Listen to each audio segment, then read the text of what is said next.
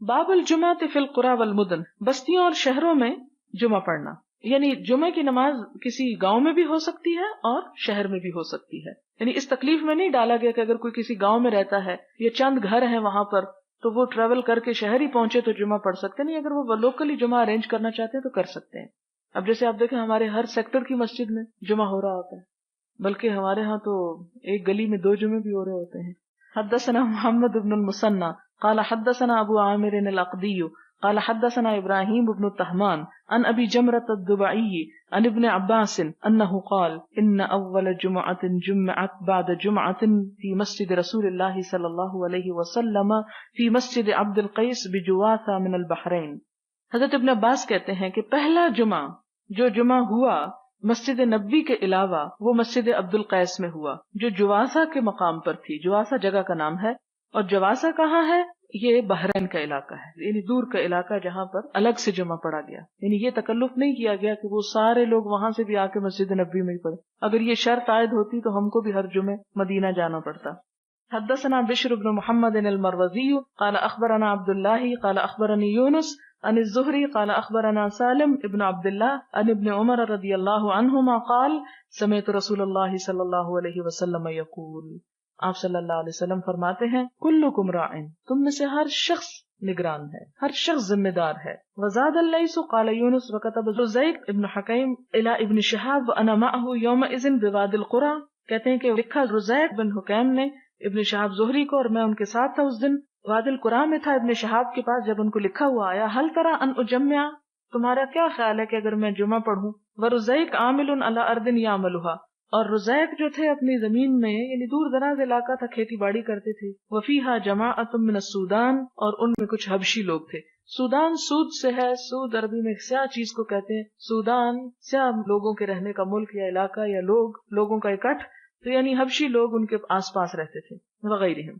ورزیق یومئذ علی ایلہ، اور رزیق ان دنوں میں ایلہ میں تھے، یعنی ایلہ کے حاکم تھے. فکتب ابن شہاب، تو انہوں نے ابن شہاب سے ایک فتویٰ پوچھا، اور ابن شہاب وادی القری میں تھے. فکتب ابن شہاب، تو انہوں نے ابن شہاب سے ایک فتویٰ پوچھا، اور ابن شہاب وادی القری میں تھے. وَأَنَا أَسْمَعُ، اور میں نے سنا، يَأْمُرُهُ أَن يُجَمِّعَ، کہ وہ انہیں حکم دے رہے تھے کہ لوگوں کو اسی علاقے میں ملا کے جمعہ پڑھ لو. يُخْبِرُهُ أَنَّ سَالِمًا حَدَّثَهُ، اور ان کو ابن شہاب نے کیا دلیل دے کے بھیجی کہ سالم کون تھے؟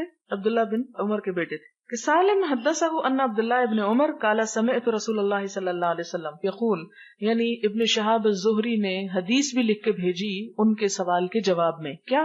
کلکم راعن وکلکم مسئول عن رعیتہ، کہ ہر شخص نگران ہے اور ہر شخص اپنی رعیت کے بارے میں پوچھا جائے گا. یہ حدیث یہاں کیوں لکھ رہے ہیں؟ ان کو بتانے کے لیے کہ جس علاقے میں تم رہ رہے ہو وہاں کے حبشی لوگ جو ہیں وہ تمہاری رعیت ہیں، تم ان کے ذمہ دار ہو، لہذا ان کو جمعہ بھی پڑھا سکتے ہو. الامام راعن، امام بھی نگران ہے. الامام، اب یہ مسجد کا امام بھی ہو سکتا ہے اور شہر کا امام بھی. ومسئول عن رعیتہ، وہ بھی اپنی رعیت کے بارے میں پوچھا جائے گا. والرجل راعن فی اہلہ، اور ایک شخص بھی اپنے گھر والوں کا نگران ہے. وہو مسئول عن رعیتہ، اور اپنی رعیت کے بارے میں اس سے پوچھا جائے گا. رعیت سے مراد جن کی نگرانی اس پر لازم آتی ہو. والمرأۃ راعیۃ، عورت بھی نگران ہے. فی بیت زوجہا، اپنے شوہر کے گھر میں. مسئولۃ عن رعیتہا، اس سے اس کی رعیت کے بارے میں پوچھا جائے گا. والخادم راعن، نوکر بھی راعی ہوتا ہے، نوکر بھی ذمہ دار ہوتا ہے. کس چیز میں؟ فی مال سیدہ، اپنے آقا کے مال میں. مسئول عن رعیتہ، اور اس سے پوچھا جائے گا اس کی رعیت کے بارے میں کہ جو اس کو کچن کا آٹا، دال، چاول، چینی، گھی دیا تھا اسے ضائع تو نہیں کرتا رہا، اس سے بھی سوال ہوگا. قال وحسبت ان قد قال، اور کہتے کہ میں یہ سمجھتا ہوں کہ اس نے کہا. والرجل راعن فی مال ابیہ، اور ایک شخص اپنے باپ کے مال میں بھی نگران ہوتا ہے. وہو مسئول عن رعیتہ، وکلکم راعن ومسئول عن رعیتہ، ہر شخص نگران ہے اور ہر شخص سے اس کی نگرانی میں دی ہوئی چیزوں کے بارے میں پوچھا جائے گا کہ ان کے ساتھ اس نے کتنی ذمہ داری نبھائی اور کتنا ان کا خیال رکھا.